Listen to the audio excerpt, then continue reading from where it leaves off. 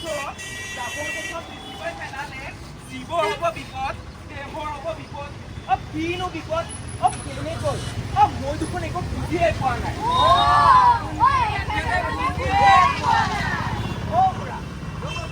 আপুনি এটা কথা নাজানে? জাবৰ জোঁথৰ বেছি হ'লে যে আমাৰ বেমাৰ আজাৰ হয়, বেছি হয় আপুনি নাজানে নেকি? নেজানো দেখোন। কেনেকৈ? আপোনালোকেও নাজানে নেকি? যদি নাজানে তেন্তে আহক আমি এবাৰ ভণ্টি খুৰাৰ বিলয়টোকে চাওঁ।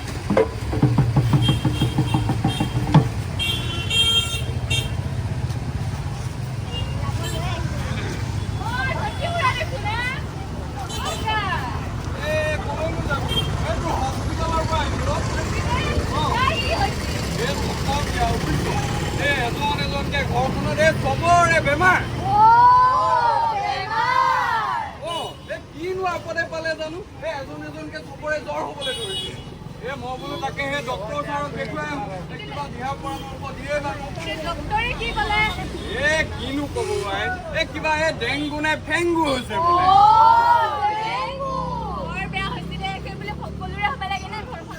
তাকে ময়ো ভাবিছো তাকে বুজিছ জ্বৰটো হ'ব লাগে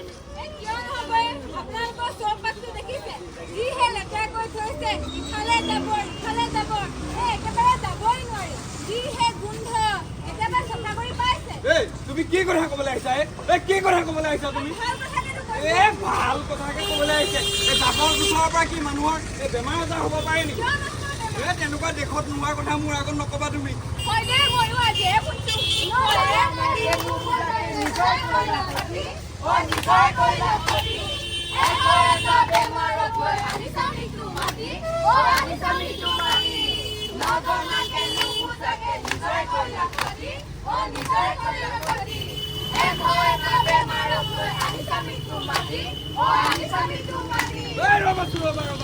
তোমালোকক মই গান গাবলৈ কোৱা নাই নহয়, তোমালোকক মই বুজাই দিবলৈহে কৈছো।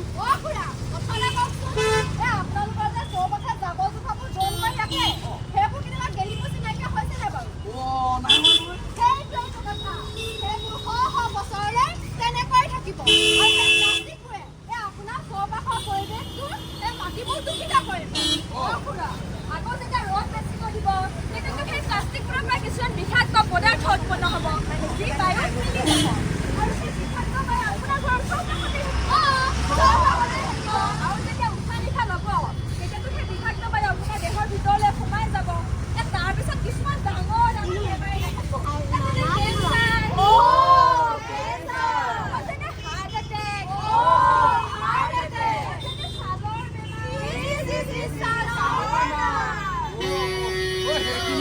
বুজিলো কিন্তু আমাৰ ঘৰততো সেইবিলাক একো বেমাৰ হোৱা নাই। আমাৰ ঘৰততো সেই তোৰ জ্বৰহে হৈছে। জাবৰ জোঁথৰ পৰা এইবিলাক বেমাৰ কেনেকে হ'ব পাৰে মোক ভালকে বুজাই কচোন। খুৰা যেতিয়া বৰষুণ দিয়ে সেইবোৰত পানী জমা হয় আৰু পানী জমা হ'লে কি হয় আপুনি জানেনে? কি হয়? তাত ডেংগু, মেলেৰিয়া এইবোৰ মহে কণী পাৰে। খুৰা আপুনি আৰু এটা কথা কওকচোন, আপোনালোকৰ ঘৰৰ এই চাৰিওফালে মহ বেছি ওলাই নে নোলায়? ওলাই বেমাৰটো তাতে হয় নেকি? তাৰমানে বেমাৰ বিলাক মই নিজেহে পুহি আছো। নাই এতিয়া আৰু সেইবিলাক নহ'ব বুজিছ। মই আজিয়ে যাম ঘৰৰ ওচৰত থকা যিমান জাবৰ জোঁথৰ আছে চব একেবাৰে চাফা কৰি পেলাম বুজিছ। আৰু আপোনালোকেও ঘৰৰ ওচৰত থকা এই জাবৰ জোঁথৰবোৰ চাফা কৰি পেলাব নে কি কয়? এইবিলাক বেমাৰৰ আৰু বাপুকি হ'বলৈ মোৰ মন নাই বুজিছে। মই আহিলো দিয়ক আৰু কৃষ্ণ দেই। মই কি কওঁ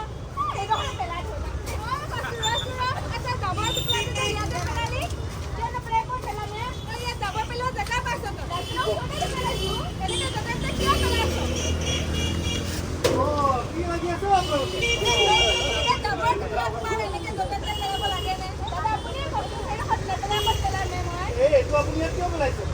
এইটো পেলাবলৈ নিৰ্দিষ্ট জেগা আছে নহয়।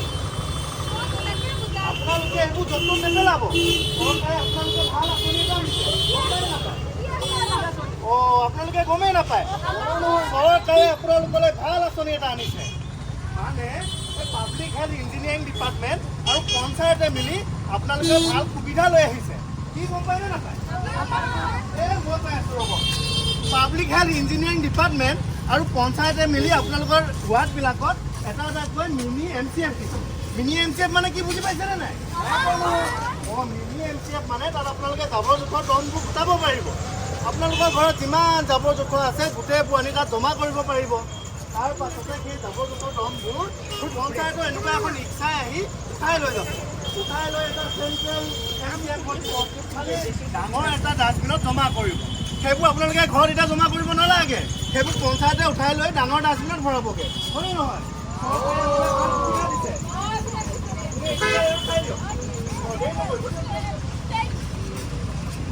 আপোনালোকে এইবোৰ যত্ন নেপেলাব দেই, এইবোৰ এতিয়া ভালদৰে জমা কৰি ৰাখিব, হ'ব?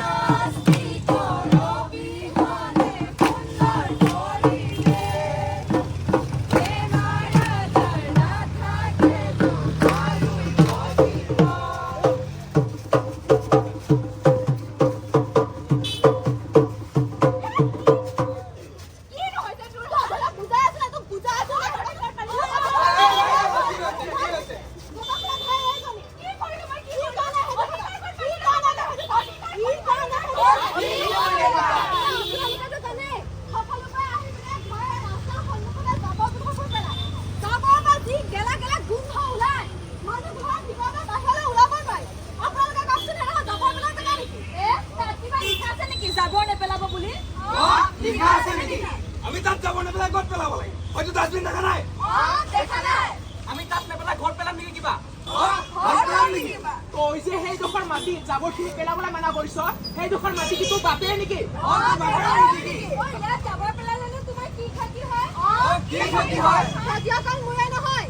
আপোনালোকৰো হয়। আপোনালোকে জাবৰ জোঁথৰ বন্ধ কৰি দিছে। ফলত বৰষুণ এজাক দিলে পানী যাব নোৱাৰি, তাত জমা হয়, বানপানীৰ সৃষ্টি কৰে। বানপানী হ'লে কাৰ কাৰ অসুবিধা মোৰে নে আপোনালোকৰো? আৰু এই জাবৰ জোঁথৰ ওলোৱা গেলা গেলা গোন্ধাই আমাৰতো দেহৰো ক্ষতি কৰে, হয় নে নহয় কওকচোন? সেইটোতো আমি ভবাই নাছিলো। আজিৰ পৰা আমি ইয়াত জাবৰ নেপেলাওঁ আৰু তুমিও নেপেলাবা। আপোনালোকেও নেপেলাব। কাৰণ এই পৰিৱেশখন আমাৰ চাফা কৰি ৰখা আমাৰ সকলোৰে দায়িত্ব। সুস্থ পৰিৱেশ থাকিলেহে মানুহবোৰো সুস্থ হৈ থাকিব। সুস্থ পৰিৱেশতে সুস্থ মানসিকতাৰ সৃষ্টি হয়। সুস্থ মানসিকতাৰ সৃষ্টি হয়। তেনেহ'লে আহকচোন, আমি সকলোৱে মিলি আমাৰ পৰিৱেশটো পৰিষ্কাৰ পৰিচ্ছন্ন কৰি ৰাখোঁ। আমি সকলোৱে মিলি